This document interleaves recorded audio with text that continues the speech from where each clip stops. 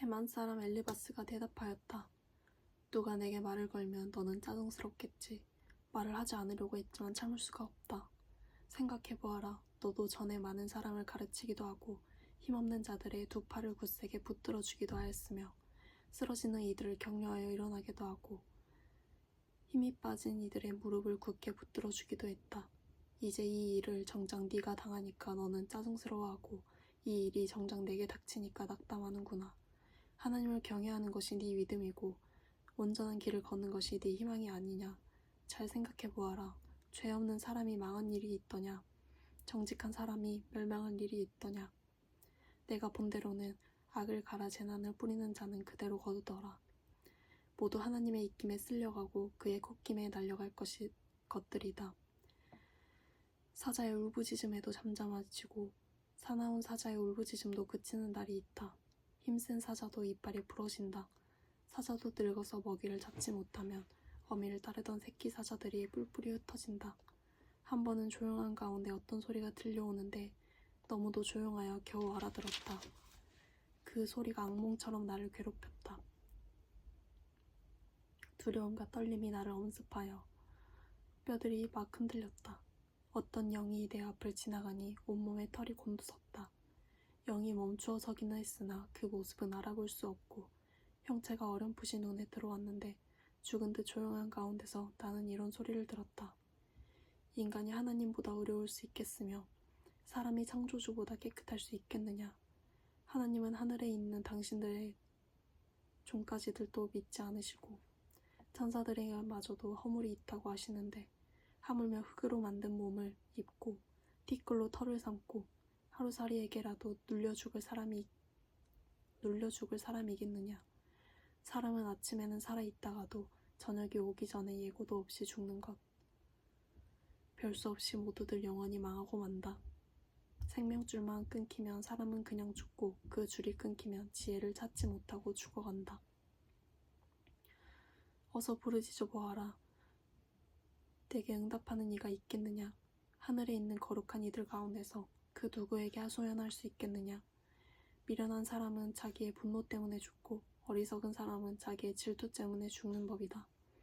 어리석은 사람은 뿌리가 뽑히고 어리석은 자의 집이 순식간에 망하는 것을 내가 직접 보았다. 그런 자의 자식들은 도움을 받을 데가 없어서 재판에서 억울한 일을 당해도 구해주는 이가 없었고 그런 자들이 거두어들인 것은 굶주린 자들이 먹어치운다. 가시나무 밭에서 자란 것까지 먹어치운다.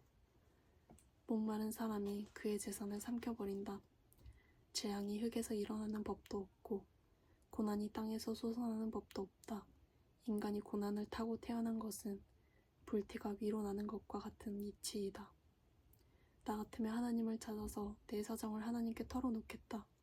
그분은 우리가 측량할 수 없는 큰 일을 하시며 우리가 헤아릴 수 없는 기이한 일을 하신다.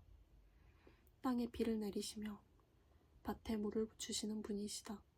낮은 사람을 높이시고 슬퍼하는 사람에게 구원을 보장해 주시며 간교한 사람의 계획을 꺾으시어 그 일을 이루지 못하게 하신다. 지혜롭다고 하는 자들을 제 꾀에 속게 하시고 교활한 자들의 꾀를 금방 실패로 돌아가게 하시니 대낮에도 어둠을 만날 것이고 한낮에도 밤중처럼 더듬을 것이다. 그러나 하나님은 가난한 사람들을 그들의 칼날 같은 입과 억센 소나기로부터 구출하신다. 그러니까 비천한 사람들은 희망을 가지지만 불의한 사람은 스스로 입을 다물 수밖에 없다.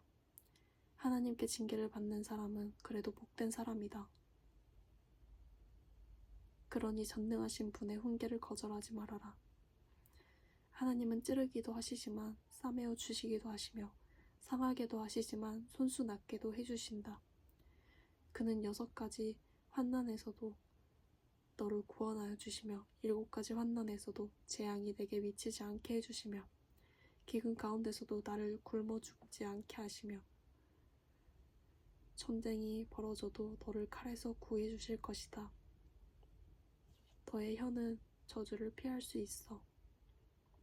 파멸이 다가와도 두려워하지 않을 것이니 약탈과 굶주림쯤은 비웃어 넘길 수 있고 들짐승을 두려워하지도 않을 것이다. 너는 들에 흩어진 돌과도 계약을 맺으며 들짐승과도 평화롭게 지내게 될 것이다.